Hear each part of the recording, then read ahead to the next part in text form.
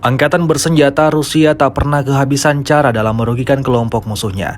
Pengoperasian helikopter Rusia adalah mimpi buruk bagi angkatan bersenjata Ukraina. Rekamannya ramai beredar di media sosial Telegram pada Selasa 14 Januari 2025. Dapat dilihat dalam rekaman satu persatu tempat pelindungan tentara Ukraina meledak dahsyat. Drone Rusia dengan sistem pelempar granat membuat semua posisi tentara Ukraina porak-poranda dan ludes terbakar. Alih-alih lakukan perlawanan, militer Ukraina bahkan tak punya waktu banyak untuk menyelamatkan diri.